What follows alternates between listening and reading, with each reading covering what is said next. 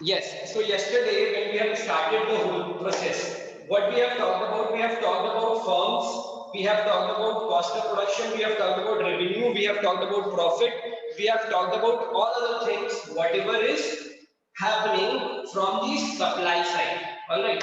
तो supply side को समझने के लिए हमें बहुत कुछ समझना पड़ेगा। उसके लिए हमने क्या क्या बात करी?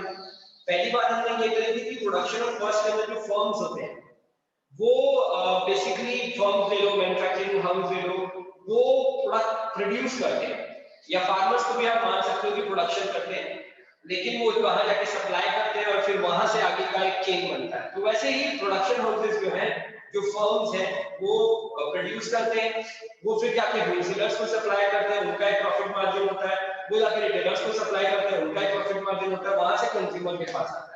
लेकिन हम इतना बड़ा प्रोसेस अभी इसके बारे में बात नहीं करेंगे कि उनके मार्जिन इतने हैं। Right now we need to talk about कि जो प्रोडक्शन हो रहा है, जो सप्लाई साइड है, वो कैसे वर्क कर रहा है, क्योंकि डिमांड साइड के बारे में हमने काफी कुछ पता कर लिया कि कंज्यूमर कैसे डिमांड क्रिएट करता है, और डिमांड का इकोनॉमिक्स के अंदर डिमांड कैसे कैसे बनता है, उसको कैसे समझा जाता है इकोनॉमिक्स के अंदर कि अच्छा इस तरह से डिमांड क्रिएट हो रहा है, ये लॉ ऑफ डिमिनिशिंग वैल्यू का यूटिलिटी है, ऐसे कंज्यूमर अपने कंज्यूमर इक्विलिब्रियम पॉइंट पे पहुंचता है। All this things we have understood up till now.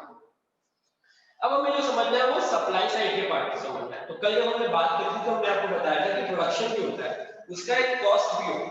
तो जो कॉस्ट ऑफ प्रोडक्शन है वो किसको मिलकर बनता है? जो भी चीज प्रोडक्शन के लिए लगाई जा रही है एक फिक्स्ड एसेट हो जाता है, उसके अलावा आपके जो वेरिएबल एसेट्स होते हैं। अब अभी हम लोग इकोनॉमिक्स को इजीली समझने के लिए, क्योंकि एक बार आपको बेसिक समझ में आ जाएगा तो आपको सारा पार्ट इजीली समझ आ जाएगा। So for understanding it in the most basic form, we are only going to use two things, that is labor and capital। ठीक है, अब कैपिटल के अंदर ही हम लोग लैंड डाल रहे हैं और सारे एसेट्स डाल रहे हैं। ठीक है, लेबर और कैपिटल। लेबर क्या है? एक वैल्यूएबल एसेट है, इसको आप बड़े आराम से बदल सकते हो शॉर्ट टर्म में भी और लॉन्ग टर्म में। और लैंड क्या है या कैपिटल क्या है? फिक्स्ड एसेट है, जिसको आप स्लोली बट ग्रेजुअली बढ़ाते हो, धीरे धीरे करके वो बढ़ता है, जो लॉन्ग रन में ही खाली वर्क करता है, शॉर्ट रन में वर्क नहीं करता है। ये आपको दिमाग में रखना पड़ेगा। तो जो प्रोडक्शन फंक्शन है उसका फॉर्मूला क्या होता है, उसके बारे में बात करें हम लोग अगर, तो प्रोडक्शन फंक्शन का जो फॉर्मूला है वो आपके सामने आपको चार्ट दिख रहा होगा। इस चार्ट की तरफ गौर करिएगा। ठीक है, ये जो प्रोडक्शन फंक्शन आपको लिखा हुआ है, ये चार्ट के अंदर देखो, एक फैक्टराइज का कॉलम बनाएगा, कैपिटल का कॉलम बनाएगा। जिनके पास भी एनसीईआरटी की किताब है वो खोल के बैठ जाए, पेज नंबर चैप्टर 3 का पेज नंबर यहाँ पे लिखा हुआ है, there is no page number written है, जो 37 पेज नंबर 37 में सेम चार्ट बना हुआ है। आपके पास अगर एनसीईआरटी की किताब है इकोनॉमिक्स की, तो पेज नंबर 37 खोल के बैठ जाइए। ठीक है, तो वहां पर ये सेम चार्ट बना हुआ है जिसमें समझाया हुआ है प्रोडक्शन फंक्शन क्या होता है। ठीक है, उसके अंदर एक आपके फैक्टर साइड है, फैक्टर के अंदर कौन कौन से फैक्टर है? दो फैक्टर है जिसके बारे में बात करेंगे। मैंने कल भी कहा था दो फैक्टर्स के बारे में बात करेंगे, one is capital and other one is labour. Labour कौन सा फैक्टर हो गया? वेरिएबल फैक्टर हो गया, और कैपिटल क्या हो गया? फिक्स्ड फैक्टर हो गया। ठीक है, क्यों? क्योंकि कैपिटल जो है, चाहे आप कैपिटल को आप लैंड मान लो, चाहे कुछ मान लो, उसको आप लॉन्ग रन में बढ़ाते हो, शॉर्ट रन में नहीं बढ़ाते। और जो वेरिएबल फैक्टर है लेबर, वो आप शॉर्ट रन में भी ऊपर नीचे कर सकते हैं। ठीक है, तो आप देखो यहां पर इस चार्ट से आपको क्या पता चलेगा कि जब फैक्टर जीरो है, दैट मींस कैपिटल आपने जीरो लगाया, लेबर भी आपने जीरो लगाया। ठीक है, when capital is zero and labour is zero, तो आपको मिल क्या रहा है? बोथ जीरो है तो ऑब्वियसली जीरो ही रहेगा। ठीक है, लेकिन आप एक चीज नोटिस करो, कैपिटल जीरो है और कैपिटल 1 हो गया, 2 हो गया, 3 हो गया, 4 हो गया, 5 हो गया, 6 हो गया, आप इतना ही कैपिटल लगा लो, ये जो आपका प्रोडक्शन है वो जीरो ही रहेगा जब तक आप लेबर पुट करना स्टार्ट नहीं करोगे। ठीक है, वैसे ही अगर आपका कैपिटल जीरो और आपका लेबर बहुत है तो भी आपका प्रोडक्शन जीरो रहेगा, because we need both the department of factors to have the production, the variable factor and the fixed factor. ठीक है, तो ये चीज आपके दिमाग में रहना चाहिए। इसी से रिलेटेड कुछ शॉर्ट क्वेश्चंस बन सकते हैं, एमसीक्यूज के फॉर्म में आ सकते हैं, तो ये बहुत क्लियर होना चाहिए आपके दिमाग में। ठीक है, अब जैसे ही आप 1 नंबर पे जाते हो, कैपिटल आपने 1 यूनिट लगाया है, ठीक है, और लेबर भी आपका 1 हो गया है। ठीक है, तो आपका जो प्रोडक्शन है वो कितना हो रहा है? 1 ही हो रहा है। अब कैपिटल जो हुआ, लेबर 1 है, कैपिटल 3 हुआ लेबर 1 एट 7 हो गया, कैपिटल 4 हुआ लेबर 1 एट 10 हो गया, कैपिटल 5 हुआ लेबर 1 एट 12 हो गया, कैपिटल 6 हुआ लेबर 1 एट 13 हो गया। अब आपको यहाँ पे समझना पड़ेगा कि ये कैसे काम कर रहा है। अभी एक बार शॉर्ट रन और लॉन्ग रन भूल जाओ, एक बार ये ट्राई समझने की कोशिश करो। आपको अगर याद होगा तो हमने एक चीज पढ़ी थी अभी थोड़ी देर पहले, और वो क्या थी, आपको वो डिमांड वाला चैप्टर अगर याद होगा properly, if you are going to remember about that demand chapter, ठीक है, किसी को याद है? अगर किसी को याद है तो बताओ। डिमांड चैप्टर के अंदर हमने एक बहुत इंपॉर्टेंट चीज पढ़ी थी जो कि आपको याद रखनी बहुत जरूरी थी। We read about indifference curve, indifference curve. और ये इंडिफरेंस कर्व क्या था? इंडिफरेंस कर्व हमें क्या बताता था, एक चार्ट है, नीचे के साइड में कोई भी चीज मान लो आप, यहाँ पर आप मान लो y, इसके अंदर आपको ये एक चीज दिखाती थी। अब इसके किसी भी जगह पर आप चले जाओ सेम लेवल ऑफ सेटिस्फैक्शन मिलता है। एम आई राइट? यही था इंडिफरेंस कर्व, राइट एवरीवन? अगर आपको लगता है हाँ राइट है तो प्लीज एक बार everyone raise your hands, everyone please raise your hand. Yes, तो इंडिफरेंस कर्व अगर यही था और अगर आपको याद है प्रॉपर्ली, तो वैसे ही same as indifference curve there is a word called आइसोक्वाम, ठीक है? The word is आइसोक्वाम, ISOQUANT, ISOQUANT, आइसोक्वाम, जो सेम काम करता है सप्लाई साइड में, आपको बताने का काम कि आपको कैसे क्या करना है। सप्लाई साइड में सेम काम करता है, सेम टाइप का आप समझ लो चार्ट बना देते हो तो आपको मिल जाएगा। सप्लाई साइड के अंदर ये सपोज कर लो लेबर का साइड है, ये कैपिटल का साइड है, ए का साइड है। अब यहाँ पर आपने एक ग्राफ, दो ग्राफ, तीन ग्राफ बना दिए, तो ये आपका सप्लाई साइड का काम कर रहा है, ठीक है? दो हम लोग करते हैं यहाँ पे, एक, दो और ये तीन। अब अगर आप इस ग्राफ को ठीक से समझोगे तो आपको एक चीज बहुत अच्छे से समझ आएगी। ये देखो, एक पॉइंट ये है सेम लेवल ऑफ सेटिस्फैक्शन, एक पॉइंट ये है कि हाँ इतना ही करना है, और जैसे ही आपने लेवल L1, L2 से L3 पे चले गए, L1 और L2 में सेम कैपिटल के अंदर आपको सेम लेवल ऑफ सेटिस्फैक्शन था, लेकिन जैसे ही आपने लेवल 3 यूनिट पे ले गया वैसे ही आपका सेटिस्फैक्शन लेवल या प्रोडक्शन लेवल जो है, यहाँ पर आप प्रोडक्शन लेवल मान लो, प्रोडक्शन लेवल बढ़ गया, ठीक है? जिसके अंदर आपका जो ये जो है हमें ये ध्यान रखना पड़ेगा कि L1, L2, L3, K1, K2, K3 कैसे काम कर रहा है। तो दिस ऑल कॉम्बिनेशंस, जो यहाँ पर आपको कॉम्बिनेशंस दिख रहे हैं, ये यही फॉर्म किए हैं। This combinations are form for this isoquant table only, जिससे हमें समझ आए कि हम बेसिकली क्या कर रहे हैं और कितना कर रहे हैं और कितना प्रोडक्शन होगा किस लेवल पर जाने से, ठीक है एवरीवन? तो ये सेम एज इंडिफरेंस कर्व काम करता है, ये आपको याद रखना है कि आइसोक्वाड जो है वो सेम एज इंडिफरेंस कर्व काम करता है। Indifference curve is from the demand side, isoquant is from the supply side या प्रोडक्शन साइड।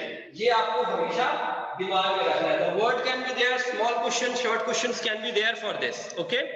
चलो, अब इस ये जो पूरा का पूरा चीज है, इसको अगर आप ध्यान से देखोगे तो आपको यहाँ पर ये याद रखना है कि 0, 1, 2, 3, 4, 5, 6 अलग अलग टेबल है।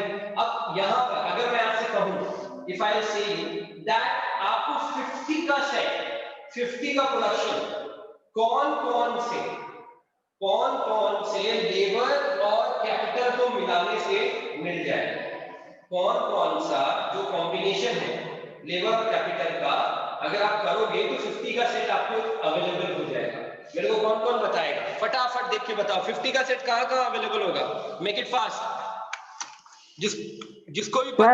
6,3। हाँ बोलो फटाफट बोलो, 50 का सेट कहाँ अवेलेबल है?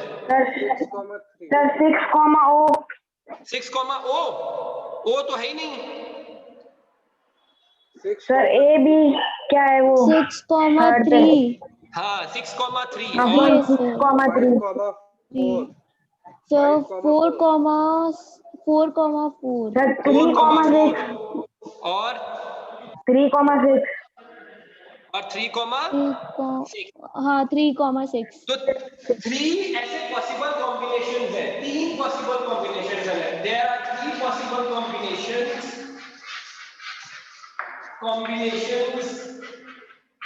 जहां पर आपको 50 का प्रोडक्शन मिलेगा।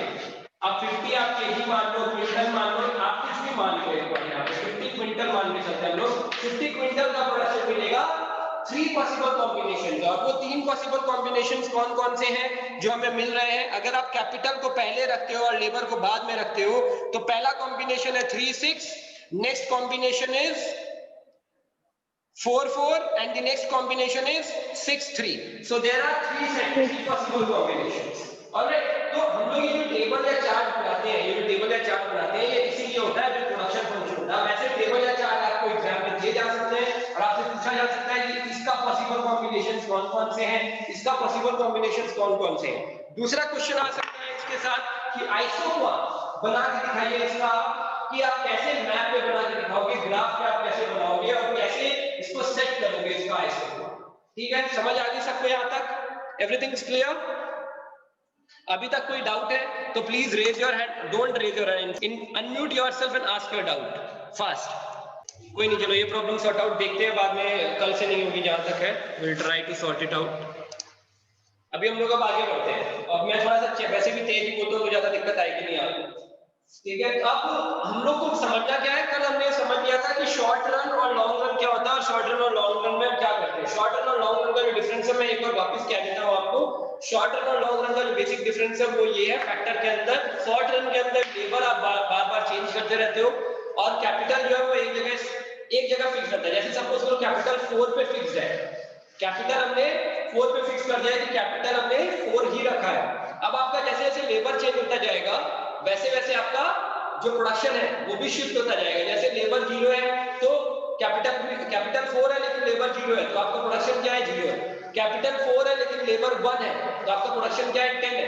कैपिटल 4 है लेकिन लेबर 2 है तो आपका प्रोडक्शन क्या है? 24 है। कैपिटल 4 है लेकिन लेबर 3 है तो आपका प्रोडक्शन क्या है? 40 है। ऐसे करके देखो हर जगह प्रोडक्शन बढ़ रहा है। लेकिन जो सबसे इंपॉर्टेंट चीज जो है जो आपको दिमाग में रखनी है वो ये है कि जो आपका कैपिटल बढ़ रहा, आपका प्रोडक्शन बढ़ रहा होगा लेकिन किस रेशियो में बढ़ रहा है। जैसे हमने डिमांड कर्व में या इंडिफरेंस में जब हम लोग टेबल बनाते थे और हमने वो सीखा था law of diminishing marginal utility, इसको आपको याद रखना है कि उस लेवल के अंदर आपका प्रोडक्शन नहीं बढ़ रहा। आप लेबर 0 से 1 करते हो तो 10 बढ़ता है, ठीक है। 1 से 2 करते हो तो कितना यूनिट्स बढ़ रहा है? 14 यूनिट्स बढ़ रहा है। यहाँ सिर्फ 10 यूनिट्स बढ़ा था, यहाँ 14 यूनिट्स बढ़ रहा है। फिर आप नेक्स्ट टाइम जाते हो तो 16 यूनिट्स बढ़ता है लेकिन बाद में कम होने लगता है, 10 यूनिट्स, 4 यूनिट्स, 1 यूनिट्स। अब अगर 57 के बाद भी आप बढ़ाते रहोगे तो क्या होगा? नेगेटिव में आ जाएगा, ठीक है। तो ये same as that diminishing marginal returns काम कर रहा है और ये हमें पता होना चाहिए कि ये चीज वैसे ही काम करेगी जैसे डिमांड में काम करेगा। अब आपको शायद ये पता चल रहा होगा कि हमने पहले डिमांड भी पढ़ा और अब सप्लाई भी पढ़ा।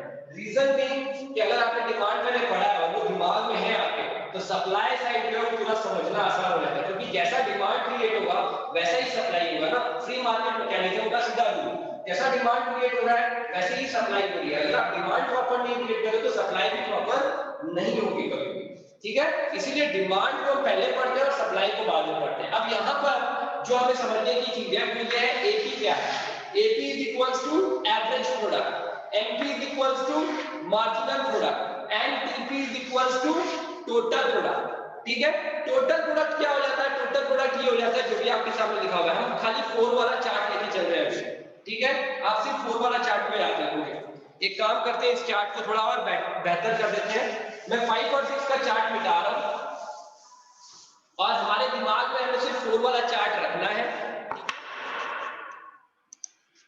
और उस 4 वाले चार्ट के हिसाब से हम लोग एक बार आगे का चार्ट बनाते हैं।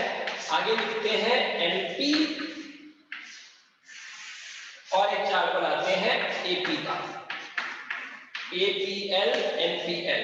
तो हम ये मान के चल रहे हैं कि कैपिटल फिक्स्ड है, लेबर आप वेरिएबल रखते हो और वो बदलता है, ठीक है। अब यहां पर एमपीएल क्या होगा? मार्जिनल प्रोडक्ट क्या होगा? अगर आप 4 वाले चार्ट से चलते हो 0 0 0 0 0, जब तक आपका पहला यूनिट लगेगा नहीं तब तक ऑब्वियसली 0 ही आएगा। उसके बाद मार्जिनल प्रोडक्ट है 10, उसके बाद मार्जिनल प्रोडक्ट है 14, उसके बाद मार्जिनल प्रोडक्ट है 16, उसके बाद मार्जिनल प्रोडक्ट है अगेन 10, उसके बाद मार्जिनल प्रोडक्ट है 6 और उसके बाद मार्जिनल प्रोडक्ट है 1, ठीक है, तो आपने लेबर सेम यूनिट में बढ़ाया है, एक एक यूनिट करके बढ़ा रहे हो, लेकिन आप देख रहे हो कि मार्जिनल प्रोडक्ट जो है, तो चेंज इन 1 यूनिट, जब आप चेंज इन 1 यूनिट करते हो अपने प्रोडक्शन के अंदर, फैक्टर ऑफ प्रोडक्शन के अंदर, तो उसकी वजह से प्रोडक्शन में क्या फर्क आता है उस 1 यूनिट का चेंज की वजह से, उसको हम लोग मार्जिनल प्रोडक्ट कहेंगे। ठीक है, ये याद रखना। अब आप एवरेज प्रोडक्ट के बारे में बात करो, तो एवरेज प्रोडक्ट क्या होगा? आप एवरेज प्रोडक्ट कैसे निकालोगे? एवरेज प्रोडक्ट का फॉर्मूला क्या है? Total product of L divided by L. ठीक है, टोटल प्रोडक्ट क्या है? 10 डिवाइडेड बाय एल 1, तो यहां पर 10 ही रहेगा। उसके बाद टोटल प्रोडक्ट 24 डिवाइडेड बाय 2, तो कितना हो जाएगा? 12। टोटल प्रोडक्ट 40 डिवाइडेड बाय 3, तो 13 क्या 0.333 समथिंग आएगा। ठीक है, टोटल प्रोडक्ट है 50 डिवाइडेड बाय 4, 10 जा 40, 11 जा 12 जा 48 और 12.5 आएगा। अब यहां पर है 56, 5 11 जा 55 और उसके बाद 10 है तो 11.2 और उसके बाद 6 है 6 7 6 जा नहीं 16 जा 66 9 जा तो 54 होता है, 3 आ जाएगा तो 30 हो जाएगा, 9.6 समथिंग आएगा। I believe this is the right. मेरी मैथ्स की कैलकुलेशन उतनी अच्छी नहीं, लेकिन फिर भी जितनी है मैंने कर दिया आपके सामने। तो एमपीएल क्या है? 1 यूनिट चेंज के अंदर आपका कितना यूनिट प्रोडक्शन चेंज हो रहा है उसको हम कहेंगे मार्जिनल प्रोडक्ट। ठीक है, एपी क्या है? आप एवरेज जो निकालते हो, एवरेज प्रोडक्ट जो हो रहा है, एवरेज जो निकाल रहे हो कि जो आपका जो टोटल प्रोडक्ट है उसका अगर आप लेबर जो चेंज हो रहा है उसका यूनिट जो आप चेंज कर रहे हो उसका जो आप एवरेज निकाल रहे हो उसे हम कहेंगे एवरेज प्रोडक्ट। इसीलिए यहाँ पर जो है फॉर्मूला लिखा हुआ है total product of L labour divided by L, change in total product of L divided by change in L, that is MPL marginal product, and total TP is equals to total product। तो I believe यहां तक बिल्कुल clear है, बहुत easy है। Total product क्या होता है, एवरेज प्रोडक्ट क्या होता है, मार्जिनल प्रोडक्ट क्या होता है, ये सब आपको बड़े आसानी से समझ आ गया होगा। यहाँ पर एक बार बता दीजिए हैंड प्रेस करके कि हाँ सर यहाँ तक समझ आ गया, तो हम इससे थोड़ा सा आगे बढ़ते हैं। फॉर्मूला क्या है, एक बार फॉर्मूला देखो, change in total product of L divided by change in L. तो आप एक बार यहां पर मान लो 24 वाला, मैं ये 24 वाला ले रहा हूं। ठीक है, total product of change, change कितना टोटल प्रोडक्ट में 10 से 24 में गया तो कितना चेंज आया? Change in total product 24 divided by change in L. हाँ, चेंज कितना है 10 से 24 में 14 और चेंज इन एल कितना है 1 से 2 1, तो इज इक्वल्स टू 14। यही तो आ रहा है। अगर आपका लेबर यहां पर सपोज करो 1 से 3 हो गया होता, 1 से 3 हो गया होता लेबर, तो आपका जो change in total product of L by change of L आता है यहां पर 2 आ जाता और एम्पियर हो जाता 7। समझ आ गया? वाई नहीं? क्योंकि यहां पर लेबर का चेंज खाली 1 1 1 1 में ही है, इसीलिए हमें खाली हम माइनस कर रहे हैं और आंसर आ जा रहा है 10 माइनस 24 माइनस 10 करते हैं, यहाँ पे आंसर आ जाता है 14 आ जाएगा।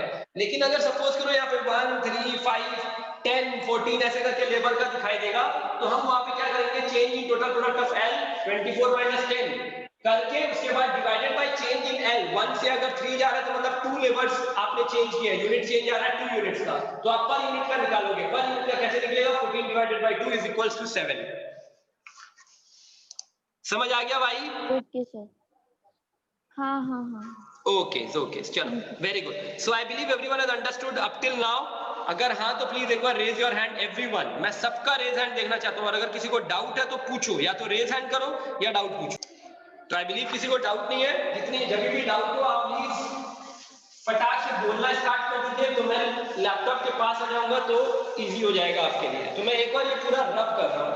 अब जैसे हम लोगों ने law of diminishing marginal utility पढ़ा था, वैसे ही law of diminishing marginal product होता है। Law of diminishing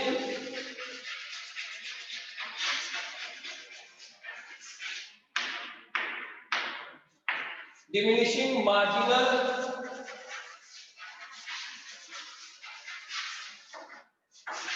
product. अब आपको कुछ चार्ट हमेशा याद रखना है, ठीक है? वो जो चार्ट हमने ड्रॉ किया था उसके अंदर ही law of diminishing marginal product हमें दिख रहा था। तो अगर आपको वो याद रहेगा तो आपको चार्ट बनाने में बहुत आसानी होगी। सपोज करो आपको ये ग्राफ बनाना है, आपको इस चार्ट का, ये आपका ग्राफिकल रिप्रेजेंटेशन है law of diminishing marginal product का। तो आप टीपी और वो कहां लगाओगे, ये लेबर हो गया आपका, ठीक है, ये हो गया कैपिटल के। कितने मिनट बाकी है? 8 मिनट बाकी है, आई बिलीव ये हो जाएगा। कोई क्वेश्चन है क्या यहाँ पर अंजलि और पीयूष? आई बिलीव नहीं है, उनका रेज हैंड शायद उन्होंने करके छोड़ दिया है। चलो कोई नहीं। यस सर है। क्या क्वेश्चन है बोलो? नो सर नहीं है। सर एक बार एमपी एपी और सर एक बार एमपी एपी और टीपी की शॉर्ट में डेफिनेशन बताना। किसकी? एमपी एपी और TP, marginal product, average product, TP total product. तीनों की डेफिनेशन चाहिए आपको। तो देखो average product is defined, average product is defined as the output per unit of variable input, ठीक है।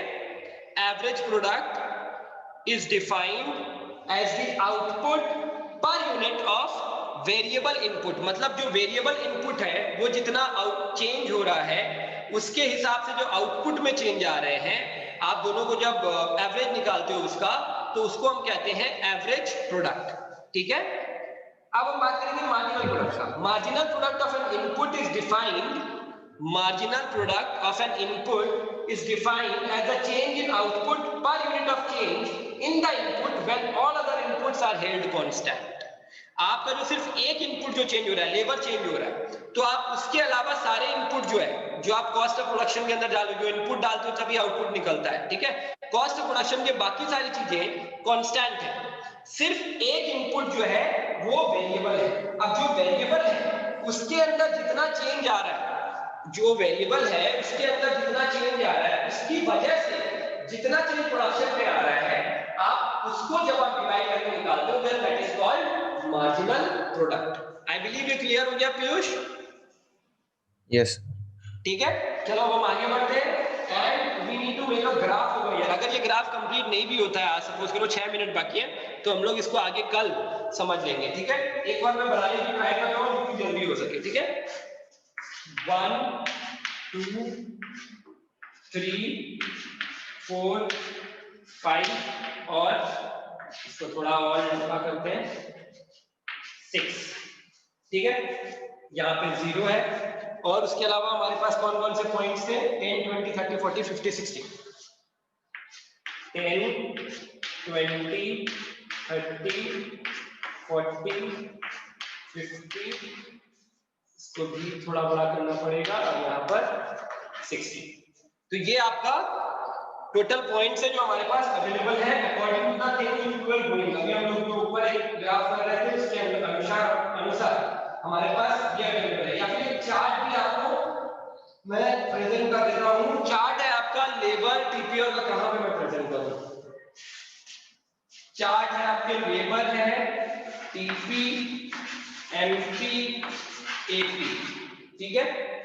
इसका चार्ट बना लेते हैं। चार्ट है 0 1 2 3 4 5 6, 0 1 2 3 4 5 6, और यहाँ पर भी 0 0 0, ये तो हो ही गया, 0 रहना ही। उसके अलावा 10 24 40 50, 10 24 40 50 56 57, हमने 4 यूनिट वाला पकड़ा था। उसके अनुसार एमपी आ गया 10 14 16 10 6 1, 10 14 16 10 6 1, और एपी आ गया 10 12 13.33 10 12 13.33 12.5 11 पॉइंट समथिंग था और 9 पॉइंट समथिंग था, ठीक है। 11.2 और 9.5, ओके। ये आपके पास है अवेलेबल, ठीक है। अब इसका अगर आप ग्राफ बनाते हो, आप पहले सबसे पहले टीपी का ग्राफ बनाओगे। टीपी का ग्राफ 0 से स्टार्ट होगा ऑब्वियसली। अब जब एक लेबर है तो कितना है 10, यहाँ पे आएगा पॉइंट, 2 लेबर है तो 24, सपोज करो इस एरिया में आएगा पॉइंट, 3 लेबर है तो 40, यहाँ पर आएगा पॉइंट, 4 लेबर है तो 50, यहाँ पर आएगा पॉइंट, 5 लेबर है तो 56, यहां पर आ गया पॉइंट, और 6 लेबर है तो 57, जस्ट एक ऊपर था, ठीक है, तो आपका जो टीपी बन रहा है वो इस तरह से बन रहा है, ठीक है, ये आपका टीपी का ड्राइंग हो गया, टीपी। ओके एवरीवन, विजिबल है। अब आप एनपी बनाते हो, दैट इज मार्जिनल प्रोडक्ट, तो आपका 0 पे 0 है, तो यहां से स्टार्ट होगा ही नहीं है, वो इनवैलिड हो जाएगा, आप 0 से स्टार्ट नहीं करोगे, 1 से स्टार्ट करोगे, 1 पे 10 है क्योंकि सेम जगह से सेम होता है ये, 2 पे 14 हो गया, आप इसको मान लो हो गया यहाँ पे 14, 3 पे हो गया आपके 16, थोड़ा सा ऊपर चला जाएगा, से फॉर इंस्टेंट 4 पे हो गया 10, अब वापस नीचे आ गया ये, 5 पे हो गया 6 और नीचे आ गया, और 6 पे हो गया 1, यहां पे आ गया। अब देखो जो इसका ग्राफ है वो कैसे बढ़ा है और कैसे फट से नीचे आ गया। ये हो गया मार्जिनल प्रोडक्ट, ये हमें क्या दिखाना है कि मार्जिनल प्रोडक्ट एक वैल्यू तक तो बढ़ता है, ठीक है, उसके बाद नीचे आना स्टार्ट हो जाता है। क्यों? क्योंकि हमने पढ़ा था लॉ ऑफ डिमिनिशिंग, ये क्या है, law of diminishing marginal return पढ़ा था, हम लोग पढ़ रहे law of diminishing marginal product. ये सेम रूल है, रूल के अंदर क्या कहता है कि एक जगह पर अगर आप सिर्फ एक वेरिएबल को बढ़ाते जा रहे हो, सिर्फ एक वेरिएबल को आप बढ़ा रहे हो, उसके बाद आप सिर्फ उसको बढ़ाते रहोगे तो क्या होगा, अल्टीमेटली आपका लेबर एक जगह भीड़ जमा कर देगा, वो आपको नया कुछ नहीं देगा, he will not provide you any kind of production, खाली आपका भीड़ बढ़ता जाएगा। इसीलिए आपका क्या होता है, एफिशिएंसी जो है वो नीचे आता जाता है। अब ये एफिशिएंसी अगर सपोज करो इसके बाद भी आप यहाँ पर 7th लेबर लेके आते हो तो क्या हो जाएगा, इतना भीड़ हो जाएगा कि ये नेगेटिव में जाने लगेगा, ठीक है, तो हमें वो नेगेटिव में नहीं जाने देना है। चलो ठीक है, प्रोडक्शन बढ़ रहा है, टोटल प्रोडक्ट में जब तक आ रहा है, जब तक हम ज्यादा करते जा रहे हैं टोटल प्रोडक्ट तब तक ठीक है, लेकिन उसके बाद अगर हम टोटल प्रोडक्ट बढ़ाने जाएंगे, क्योंकि ये हाईएस्ट पॉइंट हो गया टोटल प्रोडक्ट का, इससे ज्यादा टोटल प्रोडक्ट बढ़ेगा नहीं, ठीक है, जब आप 1 पॉइंट पे आए तो उससे ज्यादा बढ़ता नहीं, उसके बाद क्या होगा, ये नीचे की तरफ आने लगेगा। जैसे ही तो एमपी आपके इससे नीचे जाएगा, 1 से नीचे जाएगा, नेगेटिव में जाएगा, टोटल प्रोडक्ट नीचे आने लगेगा। और जब तक एमपी 1 तक है या 0 तक है, जब तक एमपी 0 पर आएगा वो टोटल प्रोडक्ट का हाईएस्ट पॉइंट होगा, उसके ऊपर और टोटल प्रोडक्ट नहीं जा सकता, ठीक है एवरीवन। एवरेज प्रोडक्ट वाला और ये ग्राफ वापस हम लोग कल करेंगे क्योंकि अब 1 मिनट से भी कम टाइम बाकी है, so we will end it over here. Alright everyone, thank you, take care, जय श्री कृष्णा, बाय बाय।